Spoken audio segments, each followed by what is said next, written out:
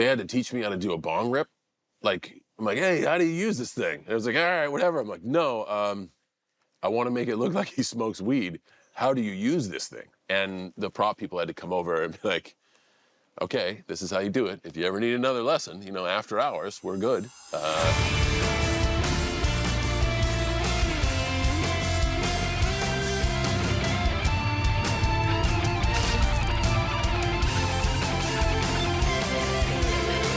Welcome to the Peacemaker podcast with James Gunn.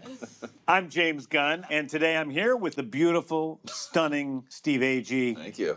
And the wonderful and comedic Jennifer Holland. Thank you, James. You're welcome. This is the place where we are going to go deeper on every episode of Peacemaker. You're going to get to know everything you need to know about the show. We are talking season 2, episode 1, entitled The Ties That Grind. And it is directed by the handsome James Gunn. And in addition to that, we are joined today by two of the new actors playing two new characters in season 2. We've got Frank Grillo, who plays Rick Flag Sr. The adorable Frank Grillo. The adorable Frank Grillo. And we have Sol Rodriguez, my good friend, who I've become very close with and I love, who plays Sasha Bordeaux. Yes. Also, spoiler warning, we're obviously going to be talking spoilers in this episode, so if you haven't already watched it, go to HBO Max and watch it now. Yeah, episode 201, which is episode 1 of season 2. We call it 201. And these are two new cast members we have this season. Yes. And this is the God, it's honest truth. My favorite thing I do is Peacemaker, because there are no rules. We can do whatever the fuck we want, you know. And also, I'm working with, you know, one of my best friends, you know, my wife, you know, another best friend is John Cena, and then these guys. I've known Frank for a little while. Saul was a little bit newer to us, but how did you guys come to be a part of this show? You can tell people. So I came to be a part of Peacemaker because I auditioned for the engineer for James. Who's a character in Superman, which you should know because you should have seen Superman by now. Oh, yeah. But she auditioned for the character of a very good friend of hers. Yes, that Gabby ended up getting. I've known her for over a decade. And so, yeah, so I didn't get engineer. I was devastated.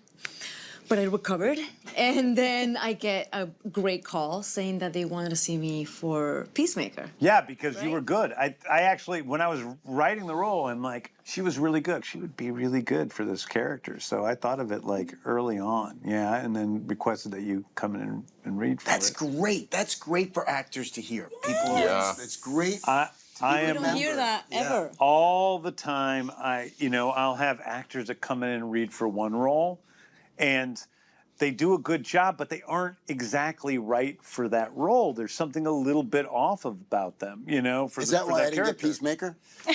No, that was because your audition sucked. And so I remember them, and then I write things, and I like people, and like we also did in-person auditions for that, which is rare these days. So I got to see their personalities in person, see who's kind of easier and who's not. That's great. Warmer and not, and so it was perfect. It worked out for the best. Yeah. Yeah, very happy. Okay, and then you. Oh, me. So, you know, Creature Commandos, man. Yeah. But we've known. I told you a while ago. A long time ago, he said, you know, be prepared for a phone call. And, you know, it's Hollywood, so you never know when a phone call will come or if it's going to come. And sure as anything, I got the call for Creature Commandos, got the scripts, and we were off to the races, and we had a ball doing Creature Commandos, and it's been a great success. And then James said to me, this is going to continue on in this world and in Peacemaker, and then in Superman. And he's a man of his word. Yeah. He is a man of his word. And so here we are, and it's just been fantastic. And I've gotten to meet everybody and have a great time. And I look forward to doing, you know, more of this stuff. Yeah, it's fun. Yeah, it is really fun. It's one of the great things about the DC was having all these different people interact. There were a few days there on set at Trilith where we had both the cast and crews of Superman, the cast and crews of Peacemaker going at the same time. Yeah. And everybody's interacting, and it was like Nick. By the way, when we came to visit you, Tim and I, and you're like, do you guys want to meet Superman? And Tim and I were like, yeah. And we turned around and it's David in Superman gear, and Tim and I couldn't fucking talk.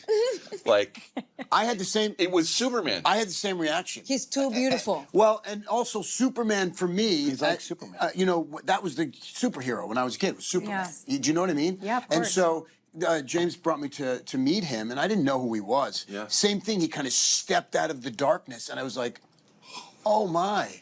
I said, Yeah. "Wow, you were born to be Superman." Yeah. Yeah. And And, he's truly like, he's 6'4" or something Yeah. like that. Oh, and you it's know, ridiculous. And he looks he Yeah. looks like he's walked off of the pages of. But he had Superman. some. I don't know if when you met him, he had a certain aura about him Yeah. that I imagined Superman would have, and I was like, "This is perfect. Yeah. This is perfect." And I've seen him since in other things, and I said to James, "This kid is fantastic. Yeah. He's a really great actor." So I'm excited to see. We him. walked off the stage, and as soon as we got outside, Tim and I grabbed each other and we're like, I felt like I actually just met Superman. I couldn't talk. Could you talk? He's like, no, I couldn't talk. Yeah. He is a lot like that. And when kids meet him, they're meeting Superman. It's That's like amazing. it's crazy. I've got That's so amazing. many pictures of him with kids because every kid that comes to set, he's very friendly and like you know. Yeah. So it's great. Well, anyway, back to Peacemaker. That's Oh, yeah. shit. Oh, Fuck yeah. Superman. Yeah. What matters is Peacemaker. What matters is Rick Flag. And you've had like one of the interesting things about Flag is we kind of are seeing a character really sort of develop and change a little bit over time. you Yeah, know? and We've- evolve, and Evolve. and it's been fun for me because, you know, as a father of 3 sons and having, you know, in the show having lost my son, and to him, you know, the revenge aspect of it has been fun. Not to play revenge, but to have that as the genesis Yeah. of why I'm existing even still. Do Yeah. you know what I mean? It's been really interesting, and there has been a, you know, even the way Flag looks, you know, is transformative. And as He dyed his hair. his hair because he didn't want to be in there with white hair. He wanted to seem very younger. vain. He wanted to seem younger. He's extremely vain. Frank's hair in Creature Commandos is a poofy, like, white hairdo. It's great. It's like yours, a little bit longer, and that's what I wanted to do. But Yeah. then you got put on another TV show, and so you couldn't. I couldn't do it. Couldn't make your I hair couldn't do white, it. and I couldn't do it. that's all that it is. Yeah. That's the only reason. And know. guys, sometimes that happens. Yeah, and it's only Yeah. hair. And people are getting angry at me like it was a choice. Oh, I get questions from every Superman. day. You said it was all going to be connected. An orgy. What? Group sex. No, I heard you. Jesus, what is it with this cat? Christopher Smith is notoriously free-spirited. So the orgy was, you know, it was a great day on set. I didn't tell you what you were going to see when you walked No. up there. Really? And it wasn't on the page. Well, it says he's says having an orgy. a party Right. with Right. these naked people. Right. You Well, see you that didn't in expect shows that. before. It says orgy. Yeah. It does say orgy. I mean, But you don't Yeah, but- think No, you're going I- to see no. what we just saw. On set, a few times on set, I'd go, we can say this? And now I feel dumb realizing what we can see, never mind say. What we just What we yeah. just saw. Yes. Oh, guys, that I is. wish, I wish that you could have seen The Frank reaction. Grillo's reaction to watching episode 1 of season 2. It He was particularly fond of dancing naked penis man. He was, well, the one thing I want to say is it's probably not the best episode for young kids to be seeing No, coming off no. of Superman. No. Actually, I think this is the one that's the filthiest of the episodes. I mean, it can't be filthier than this, right? Listen, I don't know. He I was was so scared when he said, right? I was watching 1923 last night, you know. Is that dirty? Yeah, it's filthy. Really? Well, I mean, it's a woman who's like in a, you know, what do you call the things that you put people in when you? I have The no stockade. idea. The stockade, like Oh, on right. Timothy Dalton's bed, as the girl is. This is filthy. This may be too much, but the woman behind is finger fucking her, and then she's beating her, and she's doing it again, and she's beating her as, you know, Timothy Dalton is egging her on so that she is feeling pleasure and pain at the same time, trying to train her into one of his little puppets because he's a really bad guy on the show. Talking more about 19.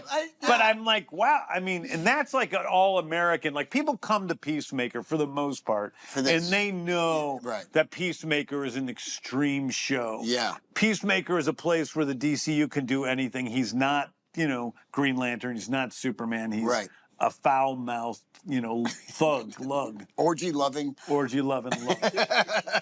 So we had something. This show is all about consent. Yes. Just so Peacemaker. Yeah. So we had an intimacy coordinator by the name of Jessica Aaron Bennett, and I'm giving her a shout out because she did a great job.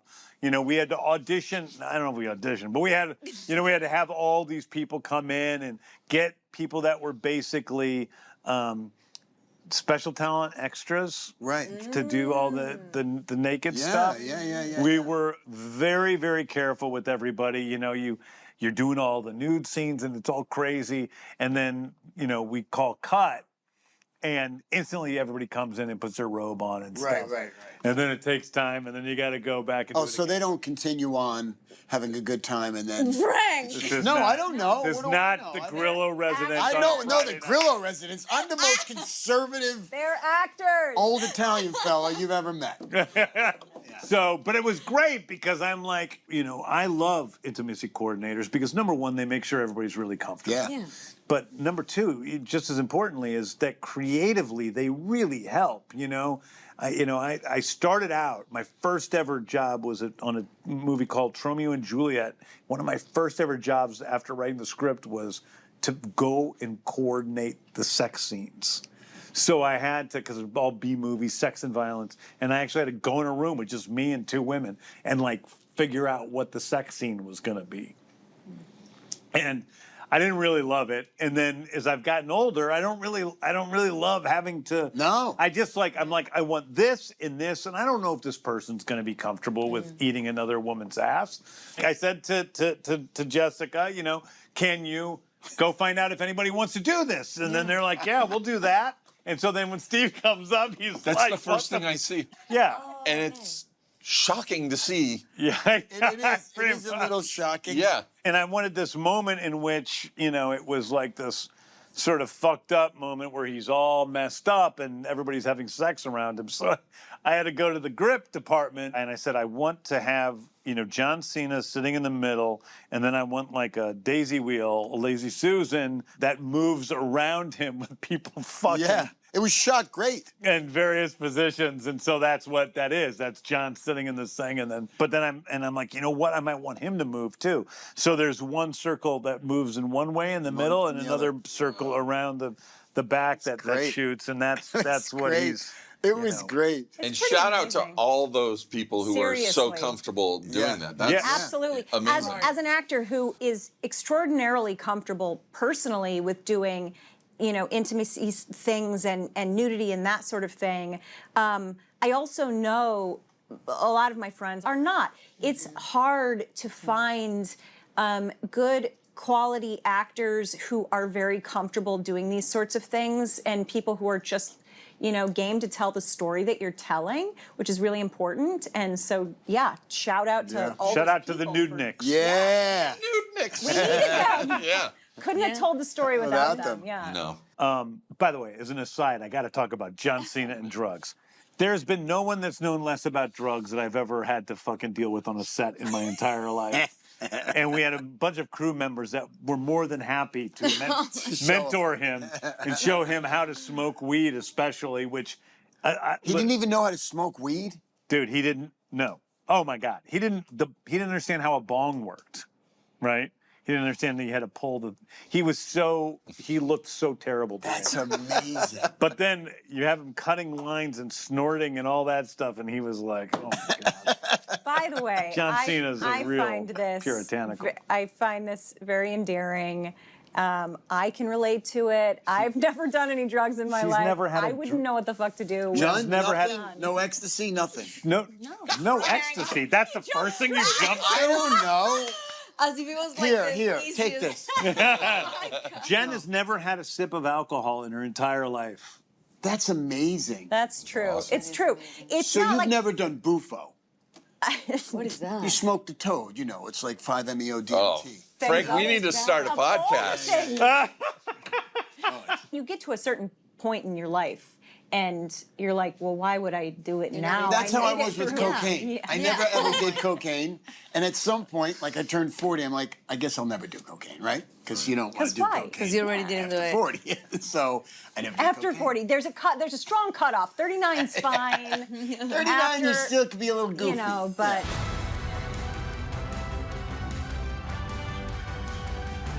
So anyway, in season 2 of Peacemaker, we see a few changes off the very beginning. And the biggest, of course, is at the very beginning, before the show even begins, previously in the DCU section, Oh, yes. Yeah. we changed something.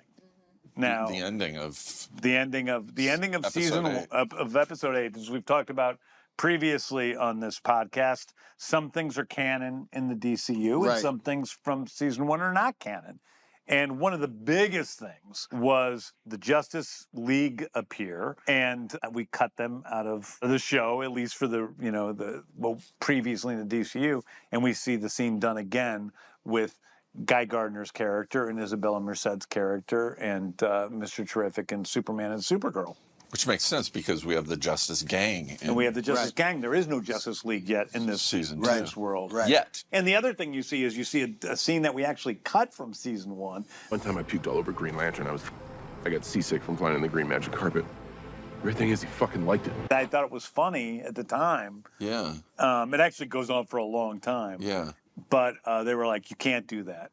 And I said, okay, because it was something that I made him say on the day. It wasn't something scripted. Screw that guy. You know he tells people I'm a puke freak? And so then that makes sense why Guy Gardner's character doesn't like like him. Peacemaker. Gotcha. Lately, I've been coming to terms with the trauma I had as a kid. Here we go. Have the interview scene, which truly connects the characters of Superman and the characters of Peacemaker, and we see Maxwell Lord, who we just got a glimpse of in Superman, played by my brother Sean Gunn, Right. and Hawkgirl, played by Isabella Merced, and Great. and Nathan Fillion, my old pal, who's been in almost everything I've ever done, who plays Guy Gardner. Excuse me. This guy sucks. Excuse me. This is gonna sound weird, but am I supposed to be able to hear you guys? we start this second season in a very similar way that we started the first season. No matter what he does, no matter what he accomplishes, it doesn't matter that at the end of the last season, he saved the world. He still cannot get respect amongst his peers. And they seem to we left in an okay position at the end of season 1. I mean, everybody was kind of halfway okay. I mean, Adebayo came out and outed her mother. Harcourt, you were recovering. Economos, you were back in Belle Reve in the basement, but you had your picture of your friends. Vigilante was being vigilante. But you see that John's character, Christopher Smith, is still haunted by his father. And now we go to the beginning of this show and we see there's another world in which his father is still alive. And he's lovely. Yeah. Yeah. He's the opposite Father knows best. of Robert. By the way, Cena plays that really well.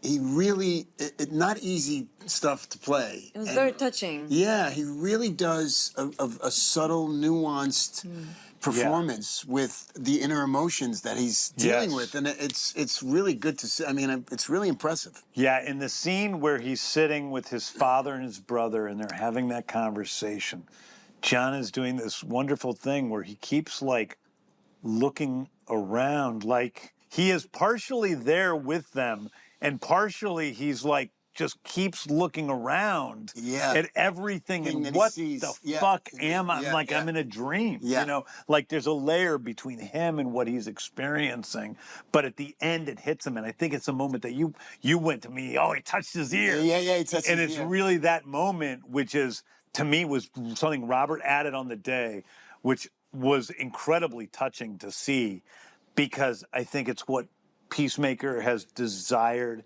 his entire life is some small amount of tenderness from his father. And his father does this most gentle, loving thing. And it's such a paternal thing. Like I do that to my kids all the time. I grab their ears. That's right. That's like that is like the kindest thing that is only. And it's only something a parent does to a son when they have a certain level of intimacy. Yep. And so to him, it just blows him away. And then we see Keith, who's his brother, who died in season 1, who's now alive and played wonderfully by my old friend David Denman. Fantastic. And he's got, it's like everything he would ever want. And it seems everything in this world is terrible. He can't get a break as a superhero. They're not accepting him. He's obviously in love with Emilia Harcourt. She's not having any of it. Something happened with them on the boat. We don't know what it is. So we don't know. Well, we don't know a lot of things. There's some things happened between them that we are not sure what it is. They're talking about the boat situation, and she's telling him, look, whatever happened on the boat, it's done. Yeah. Right? Like, I don't care. He says it's good. It's over. He says he thinks it's good. And and she says, if that's what you want to think, it's fine. But it's also the end of it. We don't quite know yet still what's going on there. I like that. And Emilia is in a completely terrible space where she has, says very clearly in that wonderful scene with the psychiatrist who that guy's great. You were laughing. You were laughing your ass off during that scene. And she calls him the C word. She just breaks. You do your best to maintain a hard appearance. So my face? I'm getting some sort of a bullshit, non-existent diagnosis based on my face? I'll give you a diagnosis based on your face. You're a fucking cunt. She joined the CIA out of high school. And so that's been her entire life, has been in these intelligence agencies and the DEA and CIA and Argus. And now she has been blackballed, she believes, by Amanda Waller, and that she cannot get a job. And for somebody like that, that's like a baseball player who's done nothing his entire life but play baseball. Not entirely dissimilar to what he's experiencing, kind of in a different way. Yeah. You can't do the thing. Yeah, he can't get the respect. Right. I think the interesting thing about Peacemaker is that he is known as this sort of ruthless mercenary killer, and he doesn't want to be a killer. He wants to be a superhero. A hero. Yeah. He wants to save people. He wants to be a good guy. Yes, he wants to be the guy that Superman is with kids coming up and jumping on him, and he's, he can't do what he wants to do, and he thinks he's, and then you can't do what you want to do. That's You're right. not capable of doing it. Yeah, and she's in a bad way. Like she is. You see, if you look at the details of her apartment throughout the season, like she's sold her TV. She is in a bad way. Like she is desperate.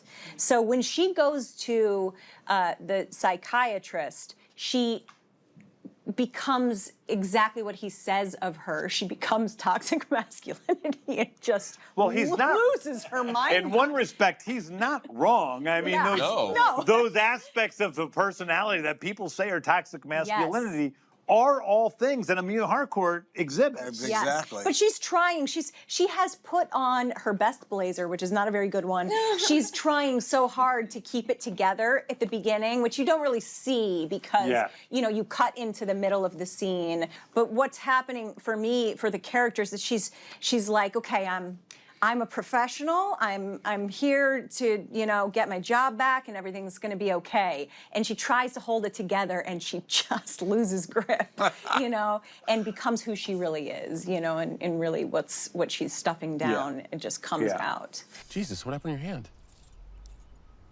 Oh, nothing. I just beat up my dashboard a little bit. That motherfucking thing had it coming.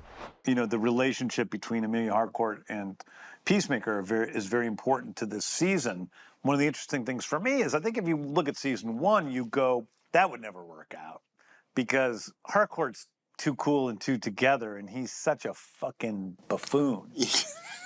But you look at it this season, and you start to go, wait a second, he's changed a lot. I mean, even though we see him relapse, go with the drug thing and all that. He's like a more sensitive person. He's more in touch with his feelings. He is just a better person than he was. and we see a side of her that we didn't see first season about how fucked up she is. Yeah, it's sort of like he starts to heal himself and she gets worse. Her wounds start to get the better of her. And so they're kind of going in opposite directions, and they kind of meet in the middle in a way. Exactly. You know? They meet at the crossing as he's on the way up, she's on the way down, and now they're kind of at the same place. You know, water seeks its own level. Yeah. And so it's like, is that something that's going to happen? And they obviously are, you know, friendlier than they used to be in a way because they've been hanging out. So what's going on there? The only reason I came here is to ask about your interview. What shit? Great, great. There's my answer. Yeah. Great. Trip well worth it. Bye. Bye.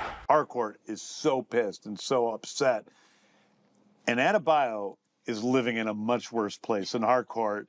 And she's like, why is this so bad? This is like, yeah, I've got my cards. My business is going to boom at any moment. She's just so positive and optimistic, you know, the worst level of Grand Theft Auto.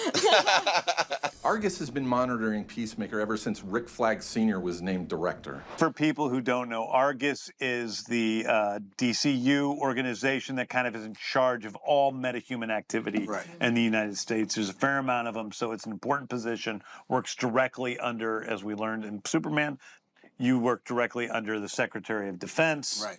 And are commensurate with the head of the FBI and the head of the CIA, et cetera. It's a big job. Rick Flag Sr. took over for Waller, and we haven't exactly learned all of what's happened there, but we do know that you're now the head of Argus. Yeah, and kind of now in a position to all of the information that I wasn't able to get before concerning my son and the now I'm able to get this. You know everything, and we will see more of that as the season goes on. We meet Sasha Bordeaux, where you're setting Economos out on Peacemaker, and Frank, you tell him to move it up to Argus Priority 1. What is that? It's the most important thing on my agenda. Right. Is this guy, and he knows that, and he knows why. Yeah. And I think you do as well. Yeah, that's the moment that I noticed. And I don't make it a secret. I don't think I make it a secret with you either. No, you don't care. No. I think that's the moment that he says to move it up to priority 1, I'm like, wait. And then I realize what's going on. Because your reaction doesn't seem great there. No. Yeah. No, because it's a personal thing that you're going through, and now we all have to... Yeah, but I impose my will on them. You know what I mean? It's that kind of thing. I'm not really quiet about it. No, you kind of do what you want. You're kind of shameless about things, but it's like in the same way that you don't really care about having this job. Right, that's exactly You don't care what other people think of you with doing it. Which is the greatest thing ever. It's a great way to be. It's a great thing to play. It is. Where you don't care about the consequences of anything except what you're doing.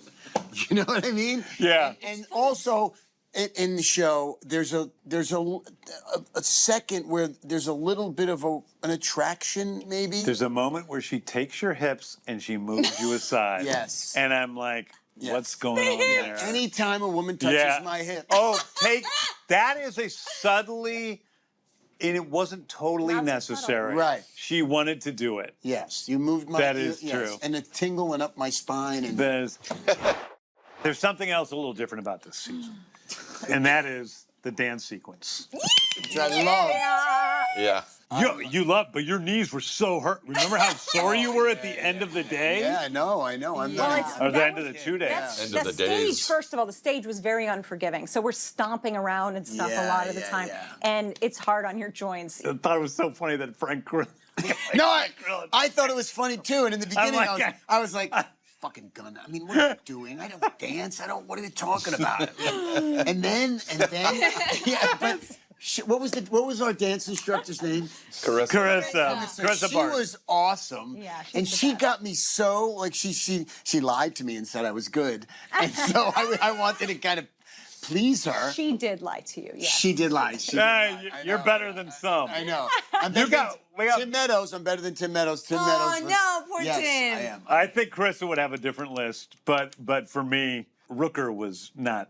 No, He's not he worked hard at it. Yeah, You know, he really worked hard. He was totally. And he wasn't laughing at all. He was just totally serious. So was Tim. Tim was serious. You can see his brain. see his wheels turning. He's like, what's my... But that was Tim, He looks who's a little Tim's the scared. funny man, the comedian. Yeah. You know, and he was serious. Concentrating. Yeah. However, Saul was not great for a dance champion who came in 42nd. James! But you came in 42nd out of 43. Oh my God. She goes to me, we're talking about the dancing, before she did it. And she was like, well, I did dance championships. I did flamenco, right? You did? Tango. Tango. I did tango dance championships. I was like, really? And she's like, yeah. I'm like, well, how did you do? And she's like, I came in 42nd. And I'm like, out of how many couples? And she said, 43. Wow. James! He loves telling that story. He loves telling other people's stories. And then when I saw her dance, I saw why. No, I'm kidding. You're graceful. Yeah. I am. What? I had a blast. It was one of my favorite days. It was so fun. The whole cast together. Oh, it was And so all in all, fun. It was so edited fun. together great. It did cut together I great. loved Yeah. it. I have this really distinct memory of being on stage with everyone, and it was like around the time that it was about to be done. Like we were towards the end. done, and everyone got, not everyone, but a lot of people got kind of emotional. Yeah. And it was like it was beautiful. It was really beautiful. Yeah, I think it was like Freddie and love that. Danielle's last day or something. We bonded pretty hard Yeah. during the dance intro. And you Now- should shout out Foxy Shazam for the new. Foxy Shazam, basically The theme Peacemaker house band now. Yeah. They Foxy Shazam, wrote it's "Oh Lord," which is it was very hard for me to find a follow-up for first season. People are saying, "How are you going to beat season 1?" I'm like, "You're never going to beat season 1 because season 1 was like Lightning a in a sensation, bottle. and Right. nobody, Yeah, no you one didn't saw know that it was coming. Yeah. Now everybody knows it's coming, And they but- talk about it. Like, So what's I the needed dance? emotionally the right song that worked for the season. And "Oh Lord" is a beautiful song by one of my favorite bands. And so, so we got that. They also, Foxy Shazam also plays Dreamer, which is the song that plays over when he goes into the QUC before seeing his dad for the second time. And meeting his Brother. his now grown brother, which was shocking for he him. meets Keith, who's now alive and grown in another dimension. And I think in instantly you see in this season, there's so many differences from last season. It's more melancholy in a lot of ways. The people are defeated. There was always sort of that feeling there, but last season he had all of his demons uncovered. But now he has to face those demons and go through this season. But also, I think last season was sort of a mix of science fiction and horror, and this is a mix of science fiction and fantasy. It's about him dealing with the difficult life he has in this world, as we all do, and then this seemingly less difficult life in the other reality. And how would we deal with that if we could change our parents? If your dad could be the guy you want him to be, is he your dad? Really relatable themes. Really, I think people talk and have these conversations in real life. Yeah. And then we also have one of the best action sequences we've ever had. I have to Please. say, Let's being talk a about it. veteran of action movies, I was blown away by you. I mean, and I knew it was Thanks, you guys. because your face is always on the screen. It's not a stunt, switcheroo. We, of course, are talking about Harcourt's bar fight scene. And it's rare that I see, and I don't mean this in any misogynistic way, it's rare that I see a woman who's fighting men and I believe that she's kicking the shit out of them. But you own that, man. I mean, Thank you. You make it look easy. I think you've uncovered something about yourself that you need to kind of explore because you're amazing at that. Thank you so much. Yeah. Frank, seriously, coming from you, that it's one of the most amazing things that you could say to me. I'm a huge fan of yours, and you have, obviously, so much experience in this particular field that we're talking about. I'm really excited for some of the things that James has coming up in the DCU, because I might get to see some women kicking ass, you know. And we got Supergirl coming out. Yeah, I mean, exactly.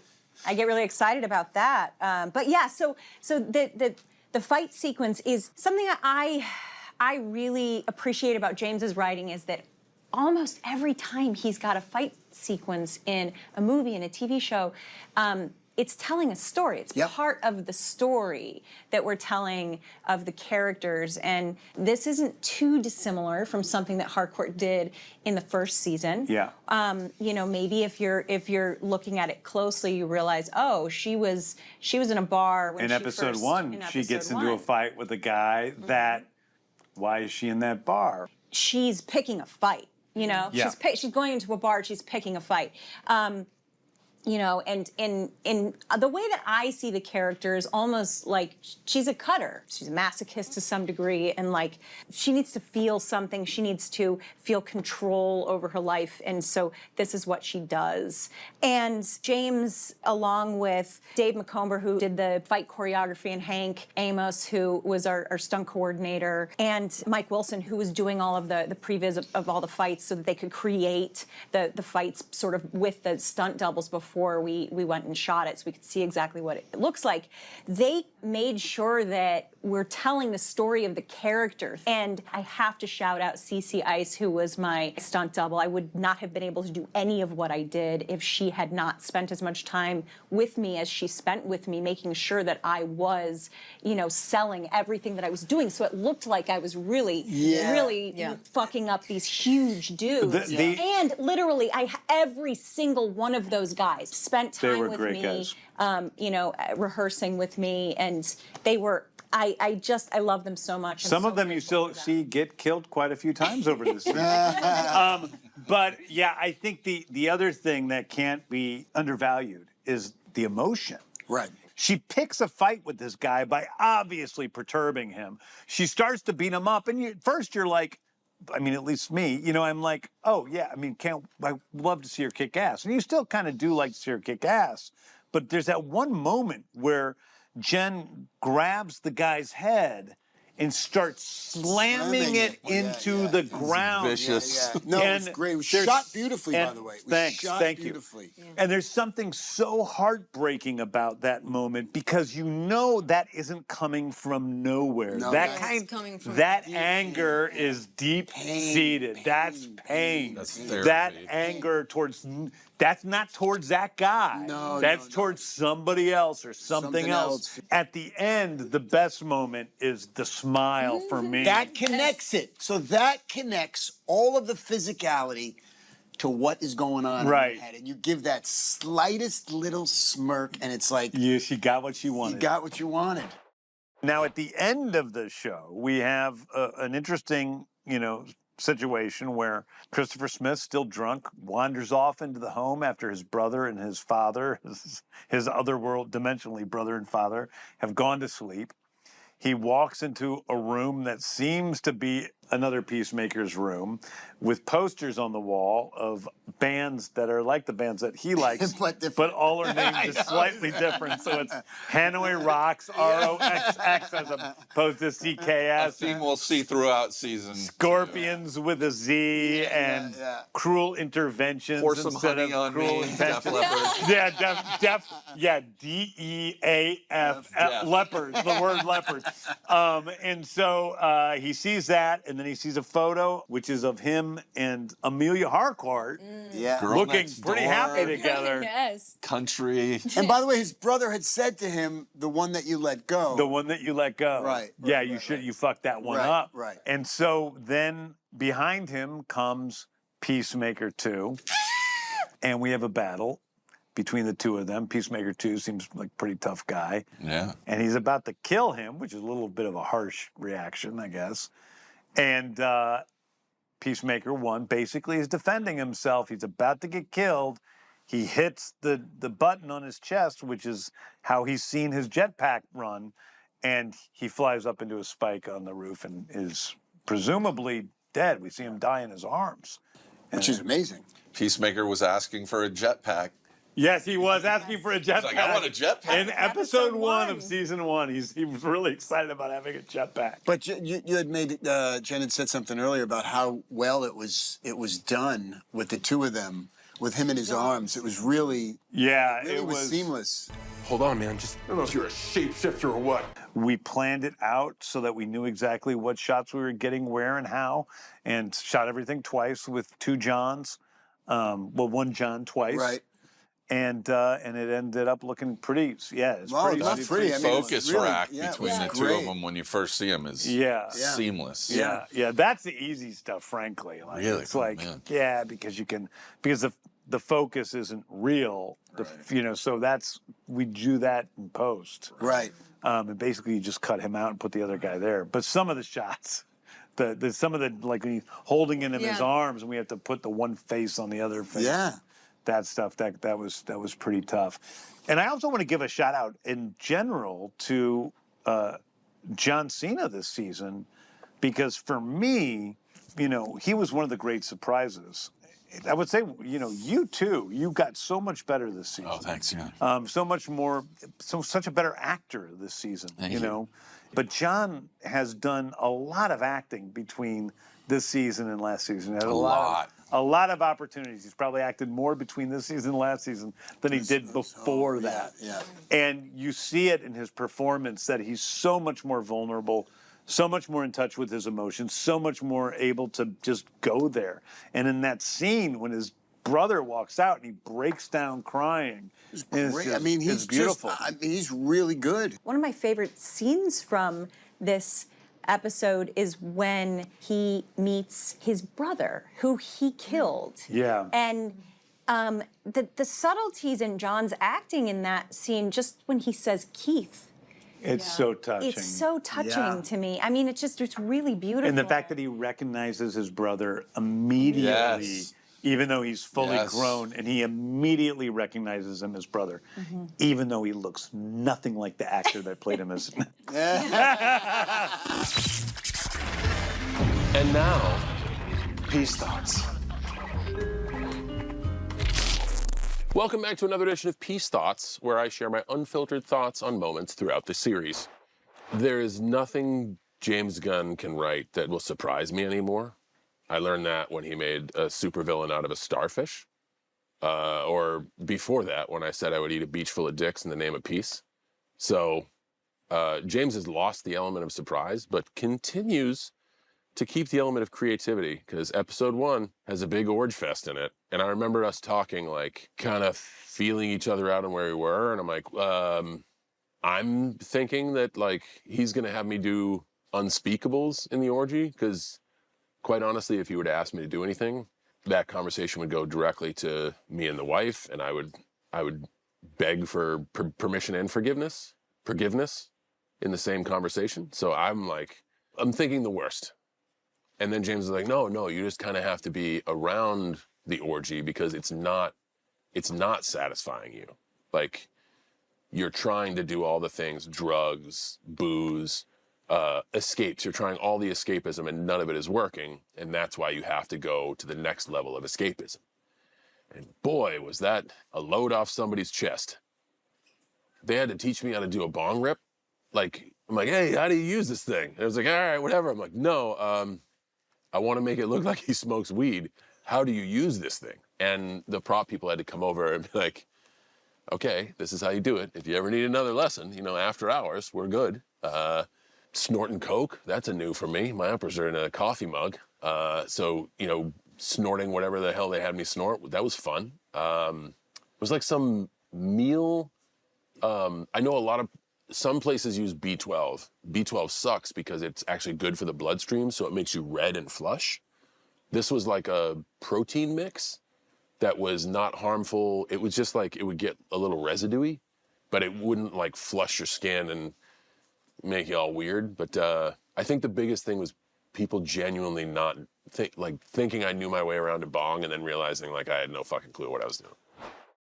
That's it for this episode's Peace Thoughts. Back to you, James, Jen, and Steve. We now return to our regularly scheduled program. I loved season 1 more than anything, but I think I like season 2 even more because season 1 was like this sort of horror plot that lined up at times with the emotion, but this plot is about the emotional connection of Peacemaker to everyone in his life. And with that said, song spotlight. I think we have some great songs this episode. Guest list by Hardcore Superstar. Blue Jeans by Silvertide, which plays over the fight scene. Outraged by Sister Sin. And of course, Don't You Ever Leave Me by Hanoi Rocks. But I think we got to go with Oh Lord for Foxy this first Shazam. Foxy Shazam, which we talked about. Love it so much. Foxy The Shazam. one song we all had to listen to 10,000 times a At day. home? No, I would be at home. And I still love it. And Eric is so sweet in person and so quiet Eric and shy. Nolly, yeah. And then he Whole band is great, transforms on stage to this like rock star. Yeah. I love to see that. Eric came down from Cincinnati and he hung out with us. So soft-spoken. Yes, Yeah, and he's such a yes. quiet That's guy. sweet. And when you see him on stage, Frank, I've never- he is yeah. not. He does not seem soft-spoken. No. He's so a brash and rock loud, and just you can't even imagine it's the same person Yeah. as Eric in person. And Eric also wrote the Mighty Crabjoys theme song with me, which is in Superman. And we've become really good friends since all of this. And he's just really, truly just a great musician. I love it. So, I love to hear that. Okay. Is it canon? Well, everything's canon. We don't have to do Is It Canon anymore. Oh, we don't? It's Yeah. over. Oh, That yeah, segment's done. That's season 1. Yeah, Okay. season 1 segment, Is It Canon, is over because everything is canon now. Something I've always had to do with you on most projects is ask you if characters that you have introduced or even mentioned are from the comics. Yes. Imps. Crispers rummaging around the Munchkin dimension 8 doors down. They're not Munchkins, Dad. They're imps. Are imps in the comic No, book? imps are not in the comics. I mean, there's imps, but not. Yeah, they're I think of them as related to like, Mxyzptlk and Batman and stuff, but they're not. They're not. No. Top Trio. Top Trio is not in the comics. So when he first comes into the trophy room and he looks at all the stuff on the walls, The awards and the plaques. the awards you see coming up a lot is the Top Trio. There's a bunch of great Easter eggs in there that people can find that are related to the comics. And if you see that, I'm not sure the name of one of the Top Trio members is in there, but he's also kind of from the comics. Right. Continuing with the tradition of our season 1 podcast episodes, we're going to be doing fan questions via Eagly's airmail. So here we go. These are from fans. Axel Talks Film asks, how are you able to change your style of directing and tone of writing when going from something like Peacemaker to Superman? Do you do anything different? I don't do anything different, but I think every one of my projects is unique and has a unique voice, and so part of it is the audience that you're engaging with. So I always start with what is the basic feel or the basic visual imagery I associate with the project, and I kind of stick to that throughout. The way that I view how you approach it sometimes is through music too. Like it's I like do. You're looking for a specific feeling and you find music. Yes, and the songs changed from this season to last season. I mean, there's a lot of the similarities because it's that rock and roll, sleaze rock stuff.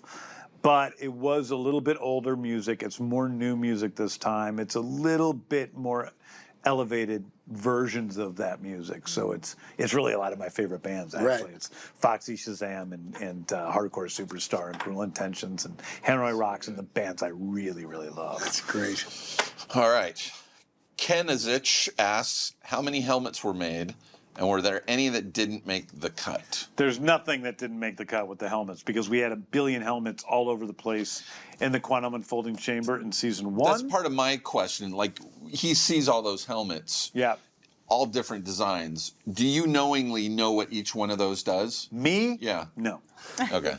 Watermelone 64 asks, who would win in a fight between Green Lantern and Peacemaker? I mean, Peacemaker would get the shit beat out of him. I mean, Green Lantern could fight Superman. I don't know. That's true. Green Lantern and Superman? Yeah. They could fight. Green Lantern's powerful. He can create anything. Those constructs are strong. Where's Green Lantern from? Cincinnati. Right. Where's Superman from? Krypton. Yeah. Superman was born a superhero. Yeah, Wait, but we're talking about if he doesn't have a ring, he'd be squelched. That's all I'm saying. He's got a I magic don't want to fucking fight. ring. I'm just saying. I don't wanna fight. You know what I'm saying. I want to fight. I would like to see the two of you fight. You're the person I want to fight. Yeah. You're the last person I'd fight here. First would be Steve, then Soul, then Jen, then you. Mia01 asks, how does the quantum unfolding chamber work? Is it a path to travel the multiverse? Well, I think we find out in this season, yes. Last season, we knew it was just a chamber that was, incredibly big that could hold all of this stuff. Now we find out, and you'll find out a lot more of it in upcoming episodes, that it travels to other dimensions. Right. So there are other dimensions that all use this quantum unfolding chamber. Right. As you walk through with Peacemaker, you see different people have their weapons. We meet his neighbor who, is burning, a little rat thing, which I have in my office right now. I'll show it. It's so gross. There's a bunch of them. And that's basically what he uses it for, is incineration of vermin. That's all the questions we have today. Did you guys have fun? I did. Yes. So do I come back every week? If you want to, you're invited back. I just got to pencil in the date. You're invited back anytime. It's like, man, it is really, honestly, so great to see both of you guys. Oh, it's great to see you guys. It's been a while. Yeah, it's been so too great. long. It's amazing how this show brings people together. Like, I really feel like we've met so many people through this show, and there's just something very magical. Yeah, it's a little magical. It's a little really magical. cool. Yeah. I don't know. It's just brought us close to so many amazing people. We're so lucky That's to so have met true. you guys. So true. It's a really good vibe with the show and with the people involved. So. And I'm just saying, having been on other shows, that's not typical. What shows? What shows, Frank? No, I don't. I mean, why even bring that in? But I'm just saying, this is a. No, it truly was a great experience. Everyone in front of the camera, behind the camera, it was really, and you don't always get that. Yeah.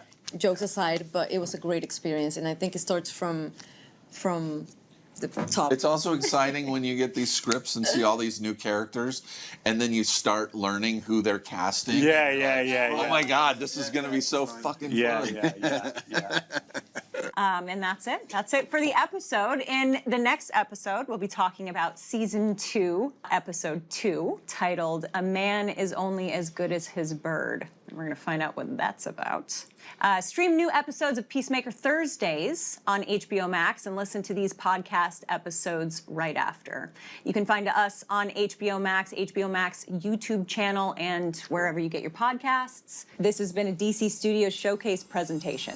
This was an OBB sound production for HBO Max and DC Studios, hosted by James Gunn, with co-host Jennifer Holland and me, Steve Agee. Executive producers for DC Studios are Phil Sopanides and Gary Barbosa. Executive producer for HBO Max is Becky Rowe. Executive producers for OBB are Michael D. Ratner, Scott Ratner, and Toby Lawless. Special thanks to, from DC, Mike Pilata and Victor Diaz. And from HBO Max Design, Tom Haskard, Martha Duarte Diaz, Ryan Cronin, Brett Krause, and John Northway. Producer, Toby Lawless. Producer for HBO Max is Aaron Kelly. Research producer, Jesse Holland. Associate producer, Tess Bartholomew. Associate producer, Chris Stitt. Production manager, Kevin Lynn. Studio coordinator, Elijah Matias. Director of photography, Heath Gresham. First assistant camera and camera operator, Chris Piper. Gaffer, Arthur Garcia. Key grip,